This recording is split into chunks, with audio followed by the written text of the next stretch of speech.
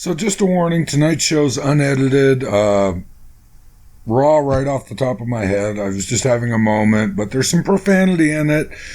Hey, you're not even going to get an intro tonight. You're not going to get an outro. I'm just going to throw up a graphic with this and away it goes. So just a warning, a little bit of profanity.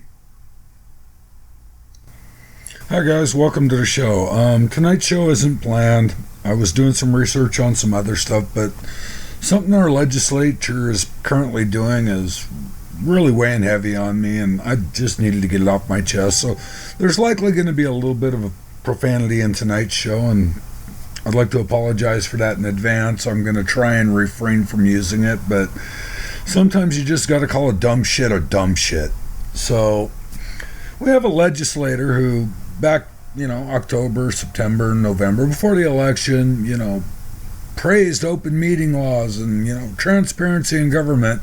And what the hell does this shithead do?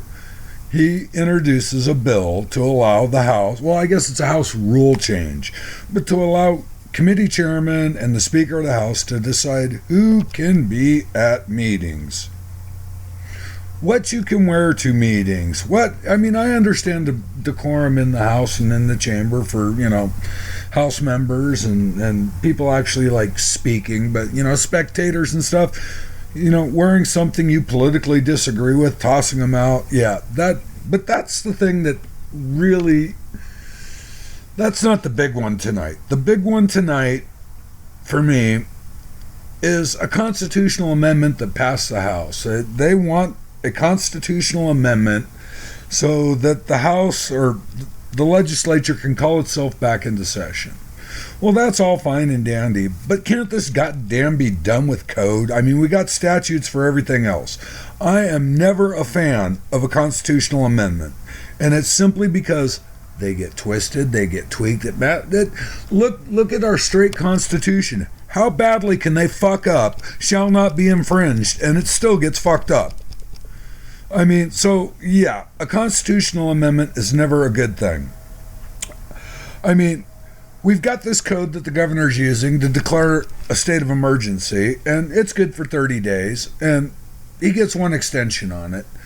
And then at the end of that time, he declares an extreme emergency, which actually technically puts us into a status of martial law.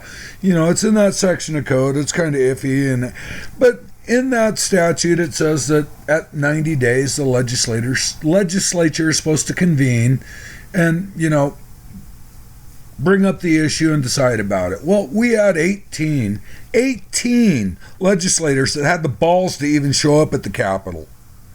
But then they didn't have the balls to go through with it. The statute itself says it doesn't matter who shows up. If two people show up, it constitutes a quorum for doing business. Take care of business. So let's just rewrite that statute and say anytime the governor declares a state of an emergency or an extreme emergency within 15 days. I say 15 days for a good reason. I'll explain that in a minute. But at 15 days, they convene and deal with the situation. Problem solved. No constitutional amendment. So the reason I say 15 days is because Idaho isn't necessarily the most hospitable area. In the middle of December, January, and February, we don't have to worry about it in January and February because the House is already in session. But, there's just times a year during harvest where, some of our legislators can't just drop everything and run. I mean, we're a part-time legislature. We're not a full-time legislature. They have lives, they have businesses, they have family. There are reasons they may not be able to get there on short notice. So, give 15 days. I mean, that's in a real emergency, that gives the governor plenty of time to take care of what he needs to take care of and to mobilize what he needs to mobilize. After 15 days, if he wants to continue it, the legislature's there to guide him. This is just out of control. It's ridiculous. I'm extremely pissed off. I had high hopes for our House this year. It's not going well. I mean, they're starting off bad already. And, this is going to bring up another thing. For some damn reason, Republicans, yes, I'm going to say it, Republicans are retarded. I'm going to piss off a lot of my followers, and a lot of my friends, because almost every one of my friends are Republicans. But here's the problem. They believe if you've got an R next to your name, you're conservative, and you believe what they believe, and you can do no wrong. Let me tell you something. We have less than 15 true conservative legislators in this state. We have 105 total legislators. 19 of them right now are Democrats. We have a governor.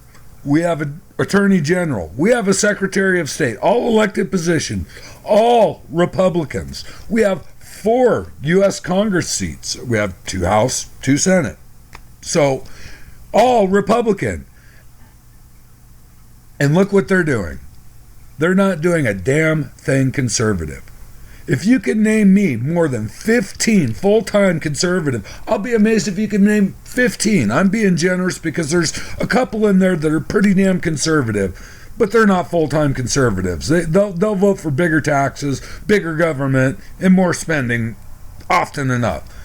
But yeah, name me as many as you can in the state legislature. The House, the Senate, well, you can't in the Senate. We've got Christy Zito in the Senate now. That's it. I mean, wow, really. And yet Idaho's a red state? Bullshit. Bullshit.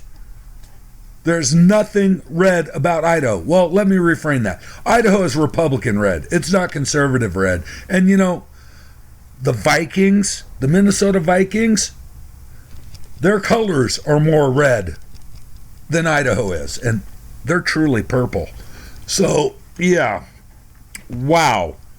So let's forget about this constitutional amendment. You know, let's actually do something that's going to do some good. Let's just rewrite some statutes. Let's do it quick, simple, easy, and clean.